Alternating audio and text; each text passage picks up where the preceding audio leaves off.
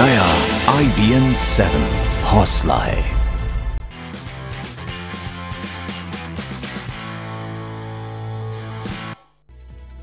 नमस्कार, मैं हूं आपके साथ हिमानी नैथानी और आइए अब शुरुआत हम करते हैं हमारे फटाफट खबरों के सफर की सुपरफास्ट न्यूज में। पाकिस्तान के नेशनल डे पर पाक उच्चायोग की दावत में पहुंचे वीके सिंह के ट्वीट से सियासी पारा गर्म हो गया है। वीके सिंह के ट्वीट से ये सवाल उठ रहा है कि क्या वो सरकार से नाराज हैं और उन्होंने बागी रुख अख्तियार कर लिया है। दरअसल वीके सिंह ने अपने ट्वीट के जरिए पाक उच्चायोग की दावत में भेजे जाने पर इशारों में नाराजगी जाहिर की है। उनके मुताबिक वो सरकार के कहने पर विदेश राज्य मंत्री की हैसियत से वहां गए। उन्होंने अपने ट्वीट में ये भी साफ किया कि वो ड्यूटी से बंधे थे, इसलिए जाना पड़ा।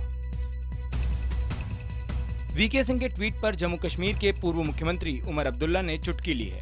ट्विटर पर उन्होंने लिखा है कि पाक नेशनल डे की दावत में वीके सिंह के नहीं जाने की बात सोचना हास्यास्पद है। विदेश राज्य मंत्री होने के नाते डिप्लोमेटिक कार्यक्रमों में जाना उनका काम है।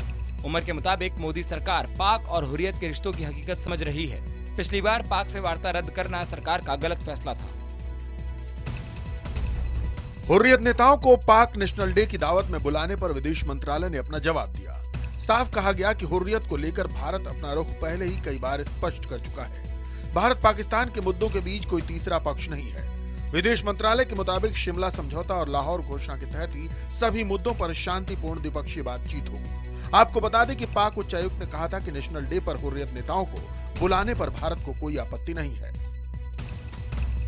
सोमवार को दिल्ली में पाक उच्चायोग में पाकिस्तान दिवस मनाने के दौरान कश्मीर के अलगाववादी नेताओं को न्योता दिए जाने पर विवाद खड़ा हो गया है।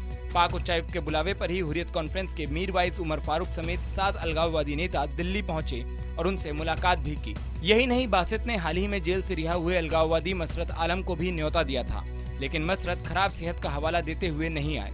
शिवसेना ने इसे लेकर पाक उच्चायोग के बाहर प्रदर्शन किया तो विपक्ष और रक्षा विशेषज्ञ भी अलगाववादियों को बुलाए जाने को सही नहीं ठहरा रहे हैं। पाकिस्तान के राष्ट्रीय दिवस पर प्रधानमंत्री नरेंद्र मोदी ने पाकिस्तान के प्रधानमंत्री नवाज शरीफ को पत्र लिखकर बधाई दी। पीएम मोदी ने शरीफ को पत्र लिखकर बधाई देने की जानकारी ट्विटर के जरिए साझा की। प्रधानमंत्री मोदी ने ये भी भरोसा जताया कि हिंसा और आतंकवाद के माहौल से दूर द्विपक्षीय वार्ता से हर मुद्दों का हल निकाला जा सकता है। संघ ने भूमि अधिग्रहण बिल पर सरकार की किसान विरोधी छवि बनने पर चिंता जताई है। सूत्रों के मुताबिक बीजेपी ने इस मामले में संघ से मदद की गुहार लगाई है और संघ ने बीजेपी को ये आश्वासन भी दिया कि उनके कार्यकर्ता भी इस मुद्दे पर सरकार की छवि निखारने में जुटेंगे। अरसे बाद आरएसएस और बीजेपी की समन्वय समिति की बैठक हुई तो संघ ने नसीहतों की भी झड़ी लगाई और साथ ही सुर में सुर मिलाकर चलने पर भी सहमति बनी। जम्मू कश्मीर में हुए हमलों के बाद गृह मंत्रालय ने अलर्ट जारी कर और आतंकियों की घुसपैठ की आशंका जताई है। खुफिया विभाग के मुताबिक आतंकी जम्मू कश्मीर में बड़े हमले की तैयारी में हैं। आईबी के ताजा इनपुट के मुताबिक आतंकी सीमा से सटे बसंतर दरिया से घुसपैठ को अंजाम दे सकते हैं। अलर्ट के बाद बसंतर दरिया से सटे सभी रास्तों पर सुरक्षा कड़ी कर दी गई है और हीरानगर, सांबा, पहाड़पुर में सर्च ऑपरेशन जारी है। सोशल मीडिया पर कमेंट करने को लेकर सुप्रीम कोर्ट में आज एक अहम फैसला आएगा।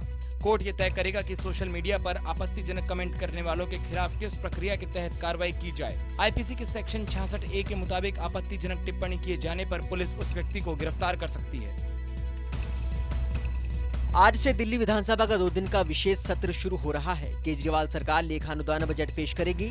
आम आदमी पार्टी ने दिल्ली वासियों से तमाम वादे किए हैं जिन्हें पूरा करने की योजना तैयार करने के बाद सरकार मई अंतिम हफ्ते या फिर जून के पहले सप्ताह में पूर्ण बजट पेश करेगी। तब तक राज्य सरकार का काम ना रुके, इसके लिए अप्रैल से जून के लिए लेखानुदान पेश किया जाएगा। आपको बता दें कि विधानसभा में सत्ता पक्ष के पास प्रचंड बहुमत है, इसलिए इसे पास कराने में कोई परेशानी भी नहीं होगी।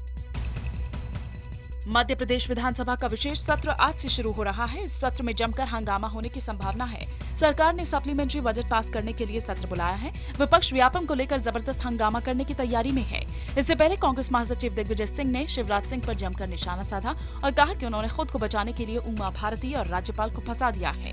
इतना ही नहीं, दिग्विजय सिंह ने प्रधानमंत्री नरेंद्र मोदी से इस मामले में कड़े कदम उठाने की मांग की है।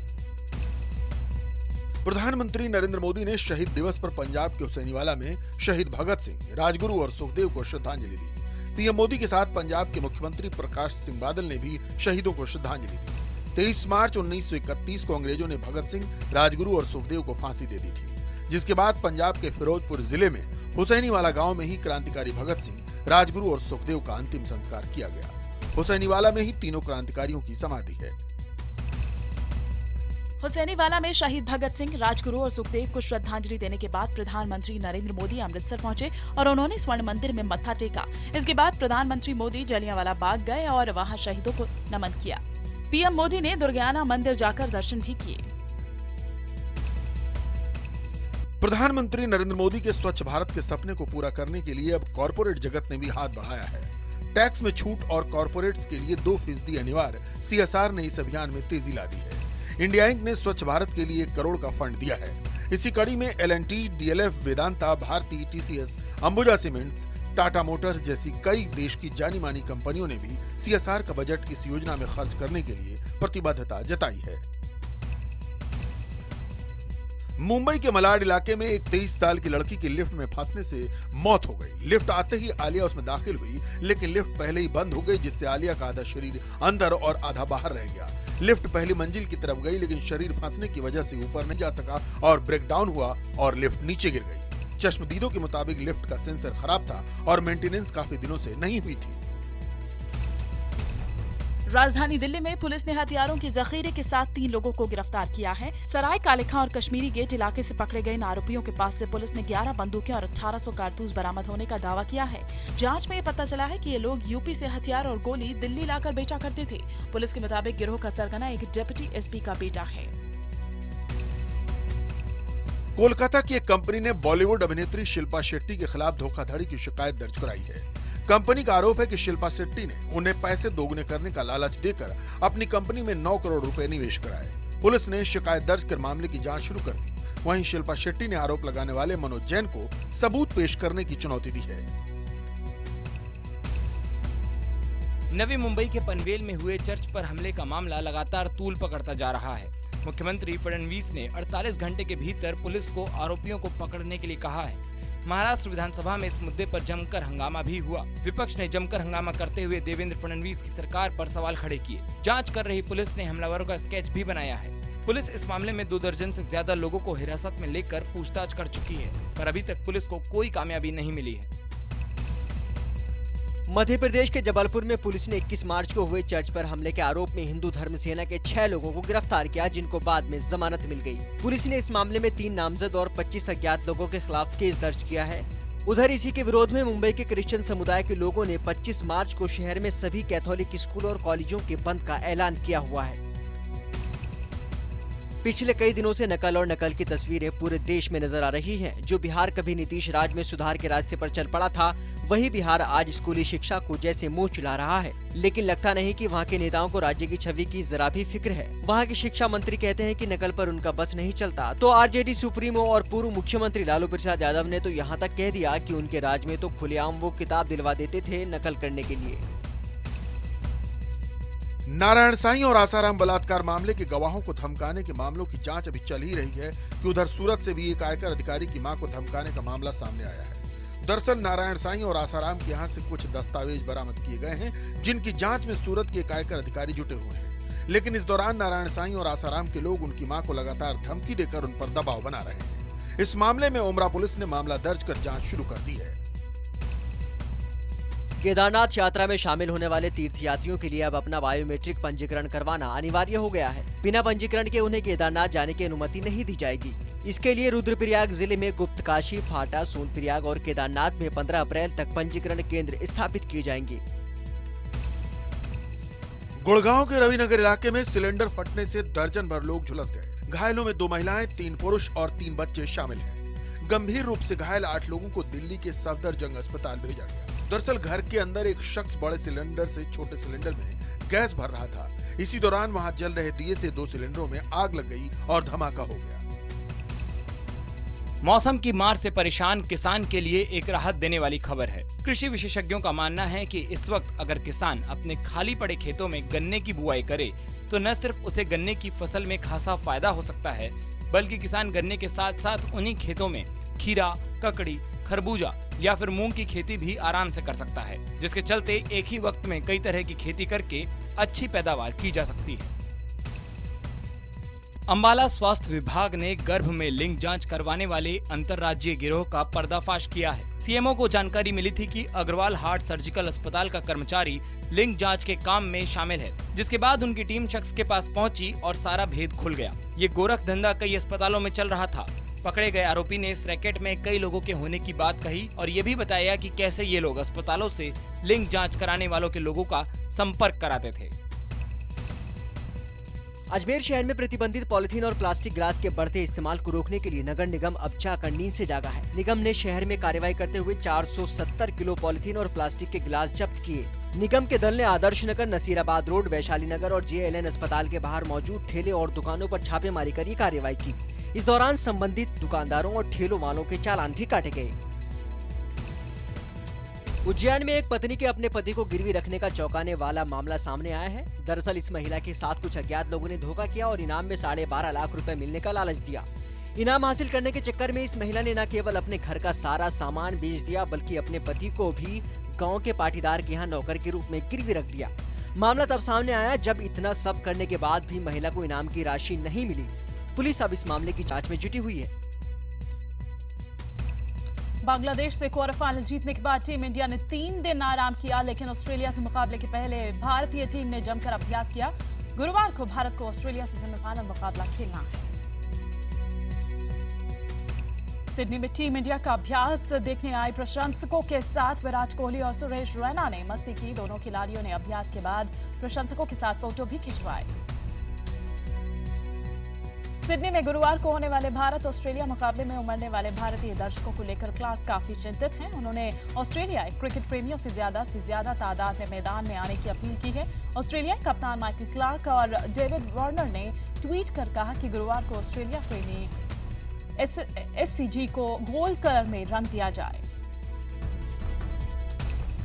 फ्रांस की उत्तरी अटलांटिक कोस्ट पर सुपर टाइड का सामना करना पड़ रहा है। इसे टाइड ऑफ द सेंचुरी कहा जा रहा है। फ्रांस के नॉर्मेंडी में इस सुपर टाइड की वजह से 4 मंजिला बिल्डिंग तक पानी पहुंच गया। विशेषज्ञों का मानना है कि पानी की ऊंचाई 46 फीट के भी पार पहुंच सकती है। सुपर टाइड को सूर्य ग्रहण का असर बताया जा रहा है। सदी का ये पहला टाइड है। इससे पहले 10 मार्च 1997 को टाइड आया था और अगला अब मार्च 2033 में आएगा। पाकिस्तान दिवस के मौके पर इस्लामाबाद में परेड का आयोजन किया गया। इस मौके पर पहली बार पाकिस्तान में ही बने हथियार से लैस ड्रोन एयरक्राफ्ट का प्रदर्शन किया गया। 2008 से तालिबान के साथ सेना के संघर्ष के बाद से परेड का आयोजन नहीं किया गया था।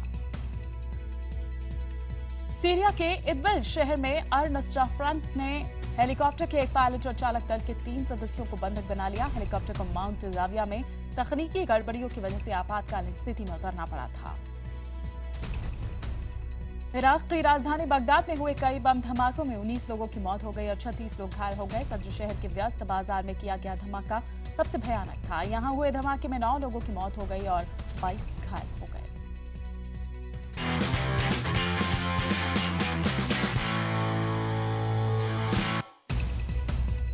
हिंदी फिल्मों के मशहूर अभिनेता शशि कपूर को दादा साहब फाल्के पुरस्कार से सम्मानित किया जाएगा।